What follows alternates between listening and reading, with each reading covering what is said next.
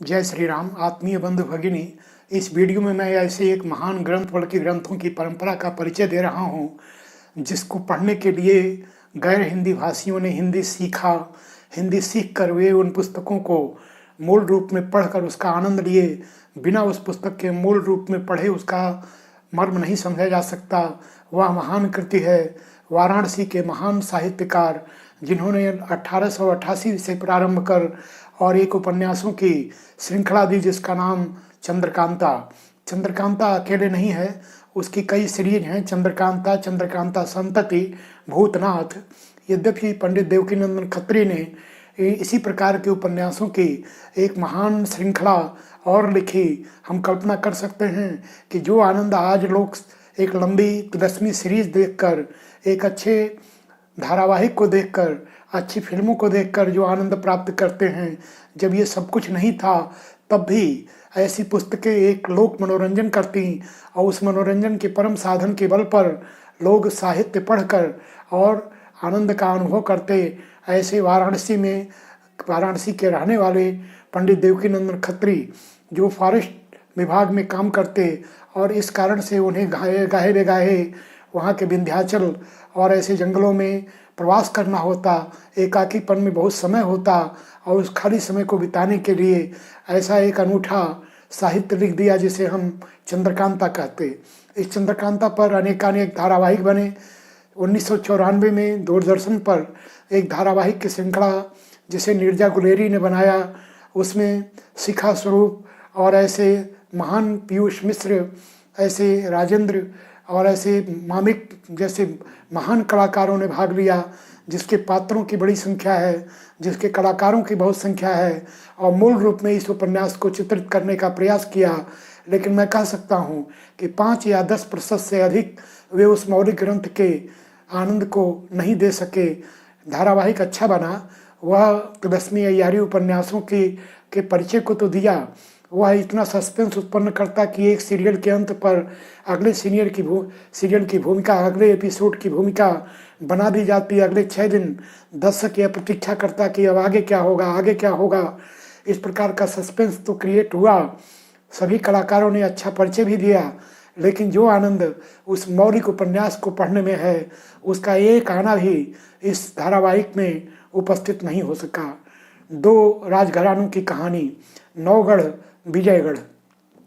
नौगढ़ और विजयगढ़ के 2 राजकुमार और राजकुमारी, एक राजकुमार वीरेंद्र विक्रम और दूसरी राजकुमारी चंद्रकांता, दोनों के बीच प्रेम होता है। और जैसा कि अनेक प्रेम कथाओं में एक बाधा यह होती कि दोनों राजघरानों में एक ऐसी पुश्तैनी दांत काटी दुश्मनी है कि वे एक दूसरे को समाप्त कर देना चाहते हैं और उसके बीच यह प्रेम कथा चल पड़ती है। इस प्रेम कथा के बहाने दोनों एक होने का प्रयास करते हैं और इसके बीच इस कथा में एक लंबी अय्यारी तिलस्मी और चकित कर देने वाली घटनाओं की श्रृंखला है।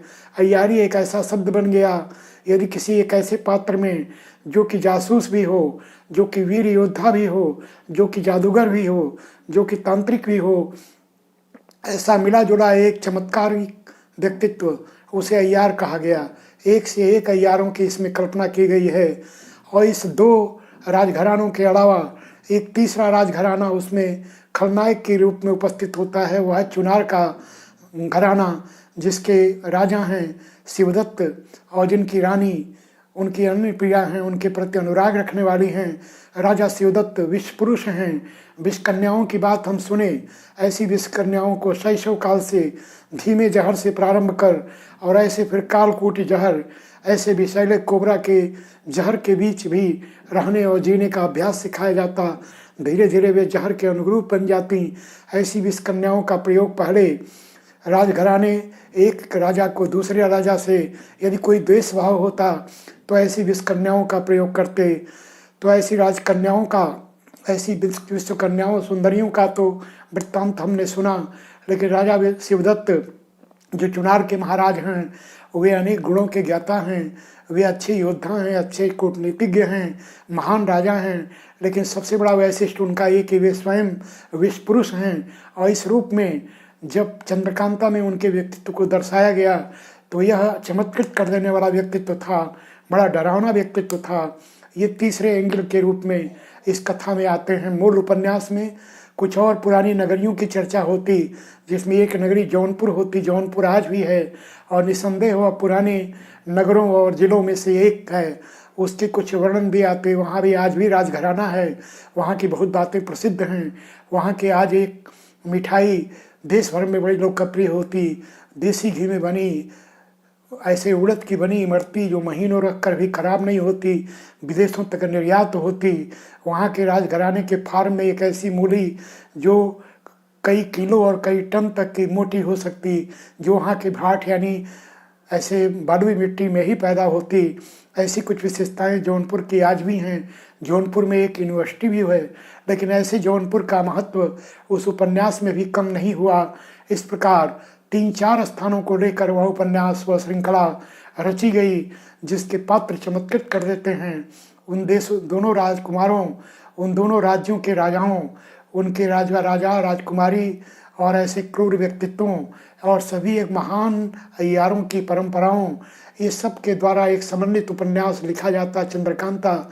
उस उपन्यास को 1888 में जब देवकीनंदन खत्री ने लिखा तो यह चमत्कार हो गया, और लोग एक बार यदि एक सीरीज को पढ़ना शुरू कर दिए तो अंत में अंतिम पृष्ठ तक पढ़े बिना कभी छोड़ नहीं पाते।